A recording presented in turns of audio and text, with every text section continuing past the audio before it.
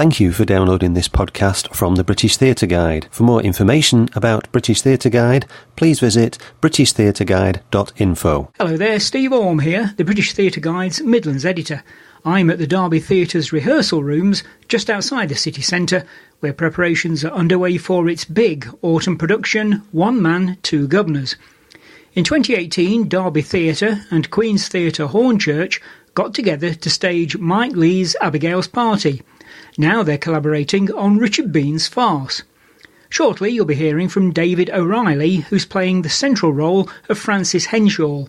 It's a part that's been played previously by James Corden, Owen Arthur and Rufus Hound. You'll also hear from Samantha Hull, who's playing Pauline Clinch. But first, Sarah Brigham, Derby Theatre's artistic director. She's directing One Man, Two Guvnors, so why did she want to do it?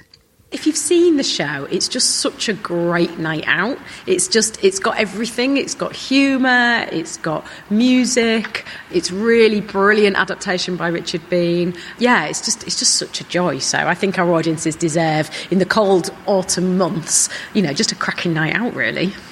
It's got a cast of 11 and a live skiffle band, so that must be a dream for you to work with such a big cast. Yeah, it's brilliant, and the skiffle band are so talented. They're unbelievable. So the songs happen as you arrive. There's a little pre-show concert, and then the songs happen in between the scenes. And then 11 really talented actors who are kind of, oh wow, there might be 11 of them, but every single one of them has to work incredibly hard, because the show, there is no let-up. It is, starts at 7:30 and you're off. So, yeah. Richard Bean says farce requires a lot of management in the rehearsal room. Have you been finding that? Yeah, definitely. It's really interesting, because I think when you see farce, the charm of it is that it's as if it's just happened. But actually, in order for it to be really good, it needs to be absolutely kind of directed in detail. You need to know exactly where each beat is, and obviously with all the door slams and the falls and everything, everyone needs to be safe. So it requires quite a lot of pre-thought, and then in the room you've got to be really kind of on every single moment. And have you got a long enough rehearsal period to get all that in? Yeah, we have. So we've got 4 weeks in the rehearsal rooms, and then we've got a week in the theatre before we open. And yeah, I think with a less talented cast it may be a challenge, but with the cast I've got, I think we're doing really well. We're middle of week 2 now, and we're on track. Richard Bean also says the intention of a farce is at 2 or 3 points in the production to render the audience hysterical. Is that a challenge for you? I'll do my very best. Luckily, I won't be on stage. Yeah, of course. I think humour is, in lots of ways, even harder than big serious dramas. So, yeah, I think the script is a joy. And so, even just in the read-through, we were falling about laughing. So I think, it's all there for the taking. So how do you approach comedy as opposed to drama? I suppose, you've still got to find the truthfulness of the characters, even though they are these kind of commedia dell'arte archetypes. But I think it is just about being quite surgical, I think. I suppose you do in drama as well, really. It's just I think you just laugh a bit more. I think that's the thing.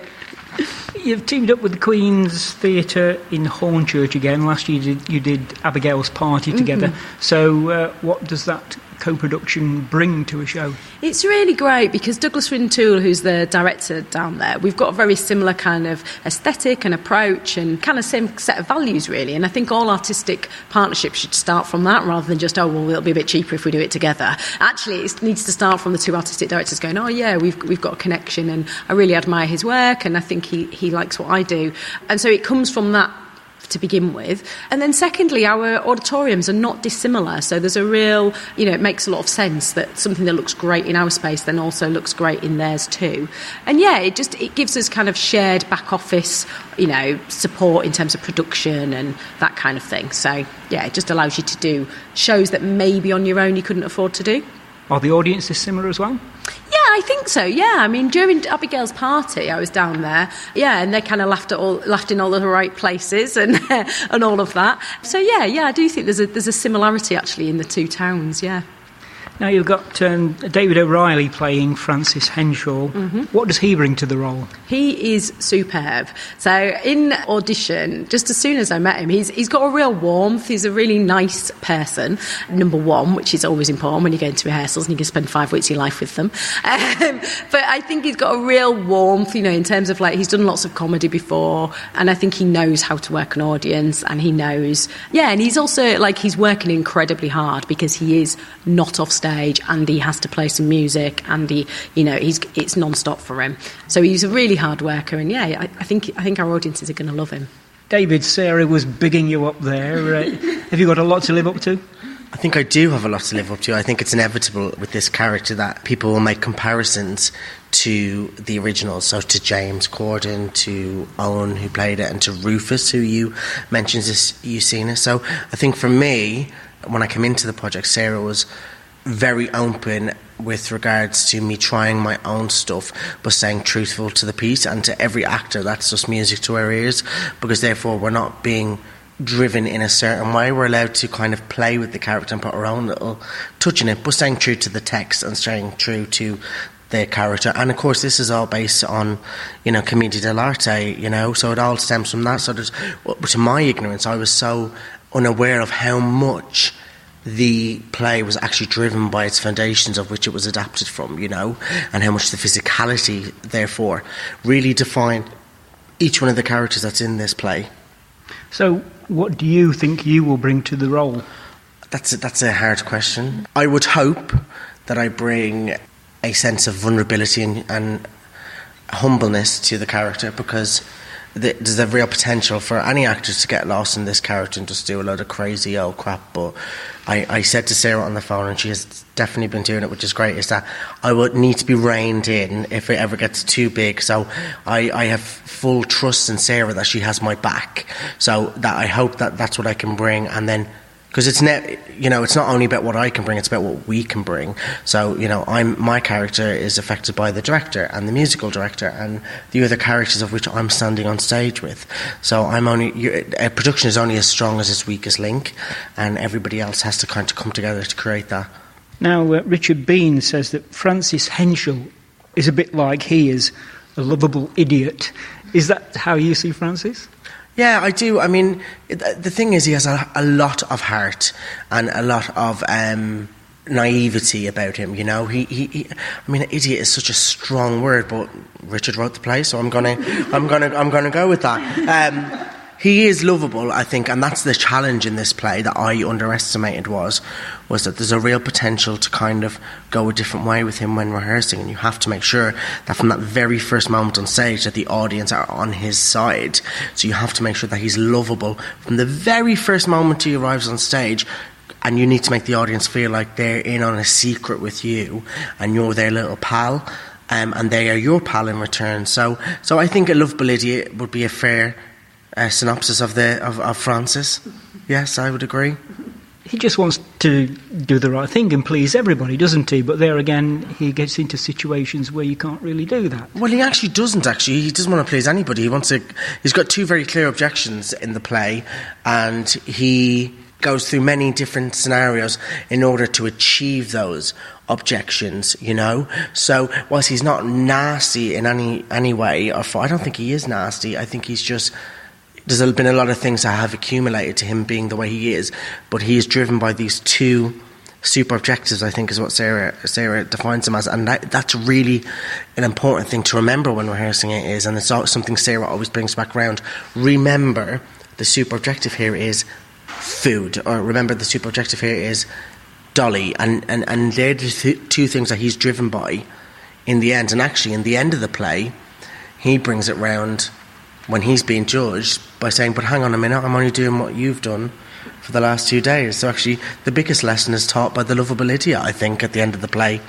You played Being the Drunk in the ITV series Benidorm. Is there anything in that character that you've been able to learn from or bring to One Man, Two Guvnors? Yeah, definitely. I mean, the thing about TV, obviously, it's a different medium from theatre completely, but everything is based in truth. If everything has a truthful meaning and comes from an honest place, it will read better, and the audience will just believe it first off, and then they'll be able to laugh by it. And everybody thinks farce, you know, is just throwing yourself around, and there was an element of farce with being the clown, which kind of actually added to the commedia dell'arte and that kind of stuff like that. I mean, the costumes are very similar. I said that yesterday when I had my costume fitting. But yeah, I was able to take a kind of sense of being had a clear objective in Benidorm, and that was to get, you know, particularly in the first series where I joined, his super objective was to drink and to get a drink, and that's why he bribed the hotel into letting them come to the circus if they do it. And then the second series that I did, his super objective was to get a job in the hotel. So, you know, they are very similar characters. They both have things they want to achieve, and they're prepared to go hell for leather for it. So yeah, there is some really cute similarities. Who are your influences, comedy-wise? Comedy-wise, this is going to sound a bit ridiculous, but I have been influenced by a large number of women in the comedy world.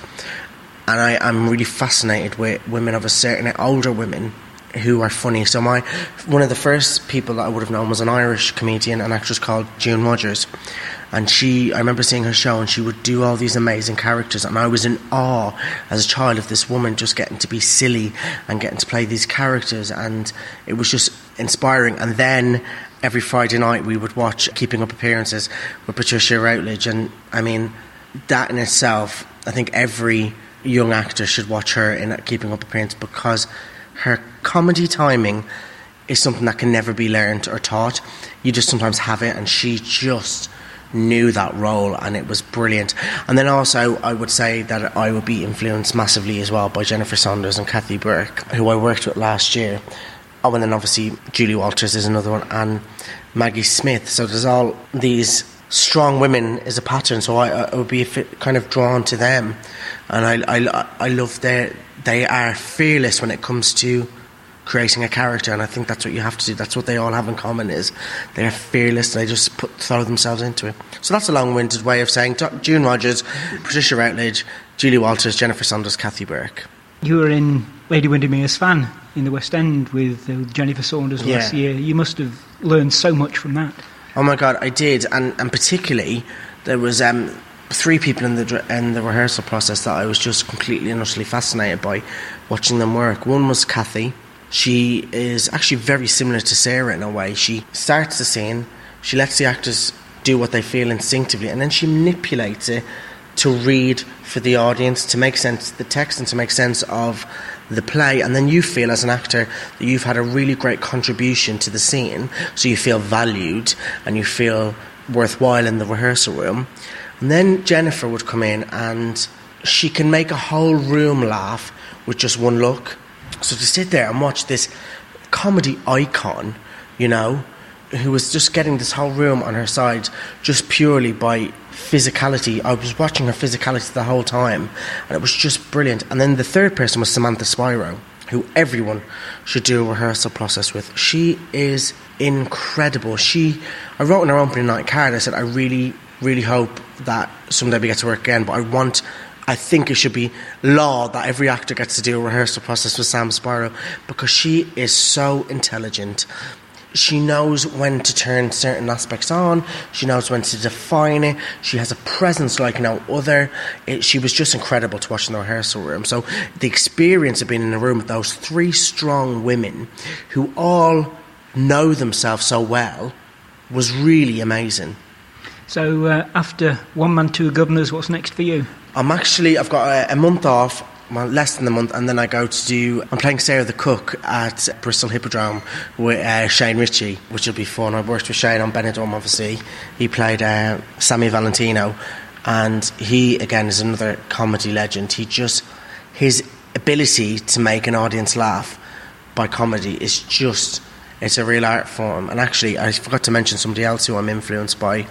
Controversially, I think so, is Michael Barrymore. I used to watch him growing up. I think he's an incredible actor and comedian. So I'm excited to work with Shane as well, and spend the Christmas season down in Bristol. I haven't been there since 2012 when I toured the UK with Greece. So I'm excited to do that. But first of all, we've got to do One Man, Two Guvnors, and we've got to get that on stage. So yeah. So Samantha, you're playing Pauline Clinch. So what sort of a character is she? She is very expressive, loves everything to go her way, very much in love, and kind of the archetype of, we mentioned commedia dell'arte before, but the young lovers. So very dramatic, but also has a big heart and quite naive in a sense. So very expressive. I saw one description of her which says she's dim-witted and the dumbest of blondes. So is that going to be difficult to portray?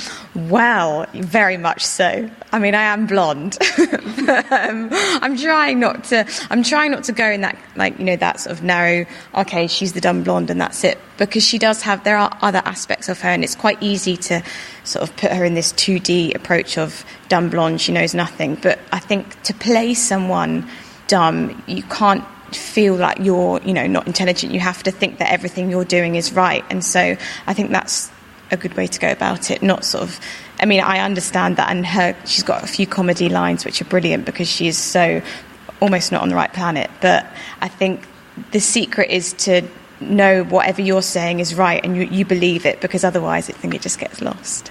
Sarah was saying that everybody in the cast has got to work really hard. Are you finding that in this play? Do you know what? I think from watching especially the guys, we've got people playing the steel pans to the xylophone to the ukulele, and some people are learning it from scratch.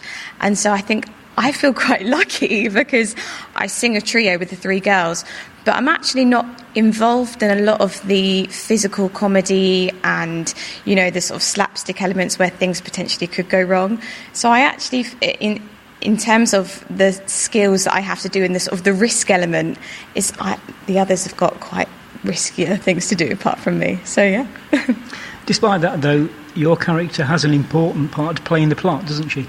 Absolutely. She's kind of, at the beginning it's her engagement party to Alan, and the sort of big question is, are they going to get back together or are they not, or is she going to have to marry Roscoe? So there's it's quite high stakes for her, and she sort of drives the emotional kind of almost this hurricane of emotions. And so I think, she does. And because there's only three women in the play, it's quite important that we sort of show our role and our what we have got to do with the script and the plot.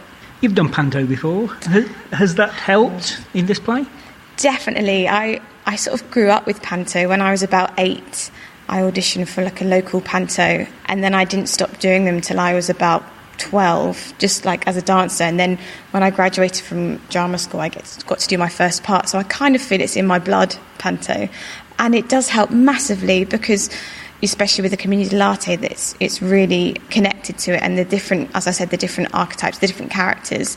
So it's quite easy though to go too far into panto, and I think what Sarah's doing, it's really helpful, is to bring it back to the truth. And what David mentioned is to keep bringing it back to the truth, because you can go the complete opposite way. But it does help, and it's all about timing, and especially with the slapstick stuff, it's hilarious. So it's good to have that in your bones, I think. Yeah. What are you looking forward to most about playing Pauline? The fact that I can just go pure over-the-top melodramatic drama and get away with it. And she's got some real comedy lines which are fantastic. It is quite scary because you never know how they're going to be received when we get an audience. The costumes are great as well. She has this big sort of doll dress in the beginning of the play, which is hilarious, and everything's got to be pink, and I think I'm not that sort of girly girl, so to play a complete girly girl and do that is quite exciting. Yeah. And what are your influences comedy wise? I think growing up, my mum was a massive fan of Victoria Wood, and so anything that she was in, I think we watched every night. All the jokes went over my head when I was really young, but UK Gold was always on, and I think anything on that channel we watched.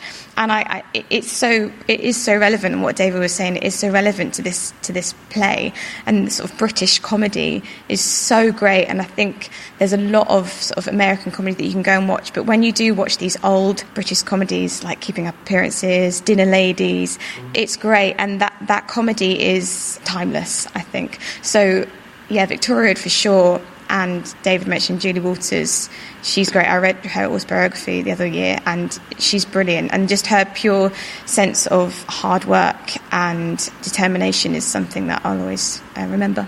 This is your first time in Derby. How are you finding it? Great, yeah, it's good. I'm excited to come and to be in the theatre as well. I think hearing what Sarah's done to the theatre in the last few years sounds really great, and she's brought it up, is what I've heard. So to do a play and to do a really good play in this theatre is I think really exciting. And everyone seems nice from the theatre staff, and it looks like a really lovely theatre. We've only been down there once, so I can't wait to get onto the stage. And what's next for you after One Man, Two Guvnors? So I've got 2 weeks off, and then I'm up in Sheffield in the Crucible doing Guys and Dolls, the musical. So working with Rob Hasty. So that's good. I'll be back to singing and dancing, which is fun. But it's great to do this, to actually, have that role and be able to carry a show and be in this small cast, which is fantastic. But also, back over in Christmas, up in Sheffield. So it'll be good. The Peak District, I'm going to just be everywhere around the Peak District, basically. The Midlands, it's the same train for 6 months. But One Man, Two Guvnors before that. Oh, yeah, no, I can't wait. As I said, I'm so excited. And just reading the script before we got here, you laugh out loud. So the fact that you've got that physical comedy, the costumes, the set, and everybody's, hilarious comic timing, you have to come see it. It's hilarious. We're crying in our seats, laughing when we're watching in rehearsals, when we've watched it for about the 5th time. So it's going to be great. One Man, Two Guvnors opens at Derby Theatre from the 7th until the 28th of September, and it then transfers to the Queen's Theatre, Hornchurch, from the 2nd until the 19th of October. You've been listening to a podcast from British Theatre Guide. For more information, please visit britishtheatreguide.info.